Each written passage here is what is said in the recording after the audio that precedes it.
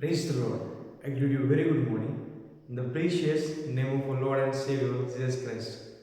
ఎలా ఉన్నారు మీరంతా బాగున్నారా? మీకోసం నేను ఎల్లప్పుడూ ప్రార్థన చేస్తున్నాను. బైబిల్ సెలవిస్తుంది, ఆరాధించే దేవుడు మనకి సహాయం చేసి కూడా దేవుడు మనకి సహాయం చేయకపోతే ఎవరు కూడా మనకు సహాయం చేయలేరు. అదే దేవుడు మనకి సహాయం చేయాలనుకుంటే ఏ చోటు నుంచైనా మనకు సహాయం కలుగుతుంది. దేవుని వాక్యం సెలవిస్తుంది.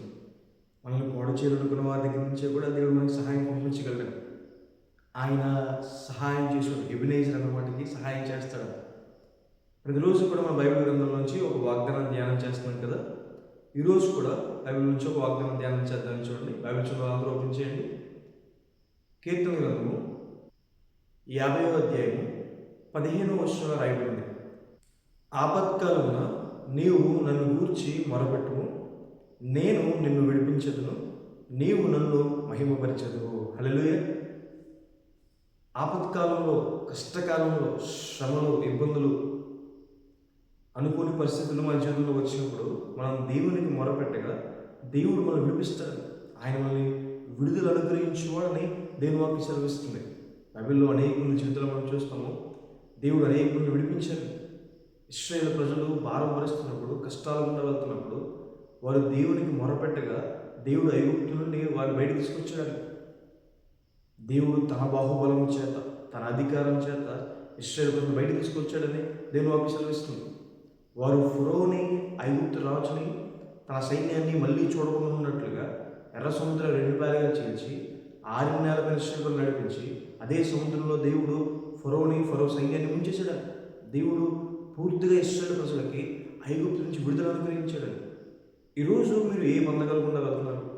పాపమా, ఒక వ్యసనమా, లేదంటే అప్పుల బాధల, అనారోగ్యం, ఒకవేళ శత్రువుల చేత బాధపడుతున్నారా, లేదా మనుషులు బాగా శ్రమ పడుతున్నారా, బాగా భారం పడుతున్నారా జీవితం మీద?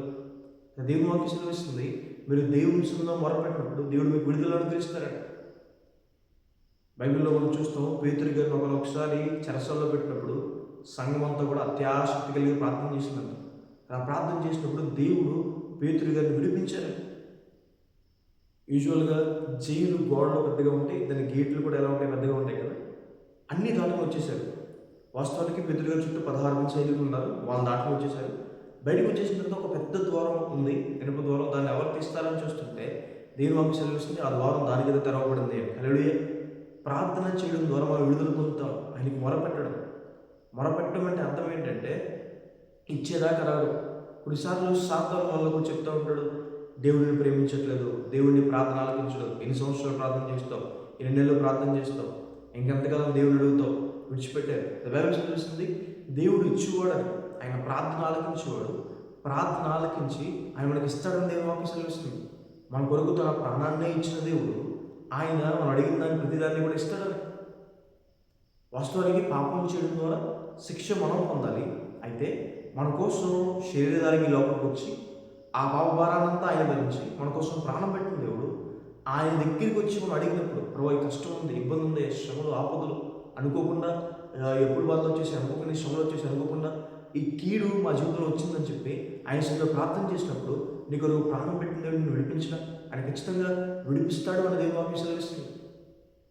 పట్టుదల కలిగి మనం ఆయన వైపు తిరిగినప్పుడు ఇశ్రాయేలు ప్రజల్ని ఫిలిష్తీయులు చాలా ఇబ్బంది పడతారు. ఎన్నో సంవత్సరాలుగా ఇశ్రాయేలు వాళ్ళకి ఓటమి వస్తుంది.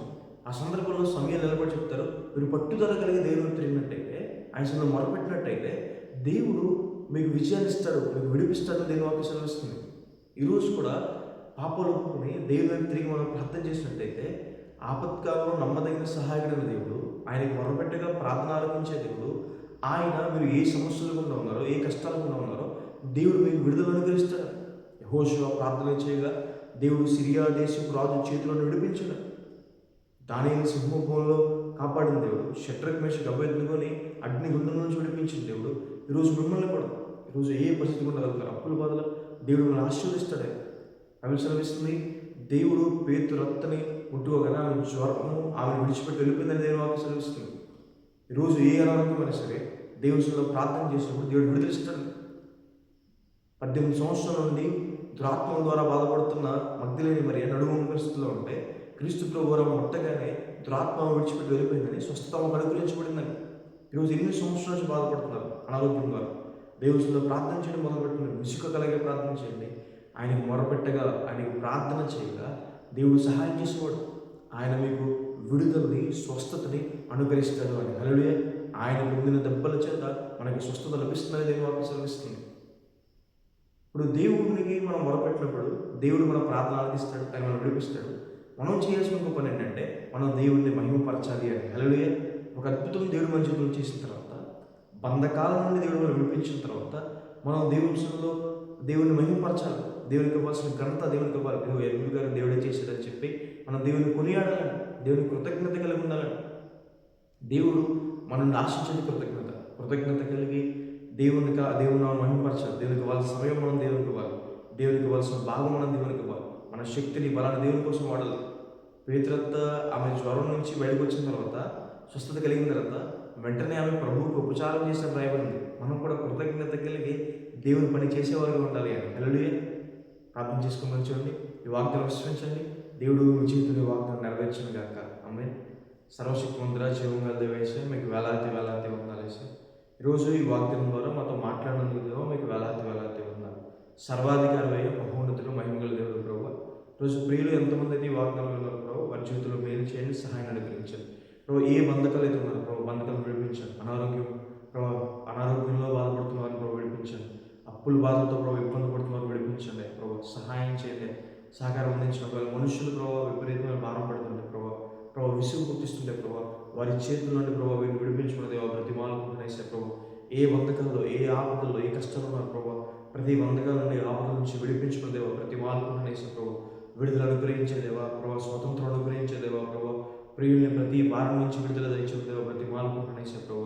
ఈ రోజంతా మీ తోడు, మీ సహాయం వారికి అందించండి, కృపను గురించుకున్న దేవా, మేలుతో తృప్తిపరచుకున్న దేవా, యేసు నామమున అడిగి వేడుకుంటున్నాను తండ్రి. ఆమేన్. God bless you. God bless India.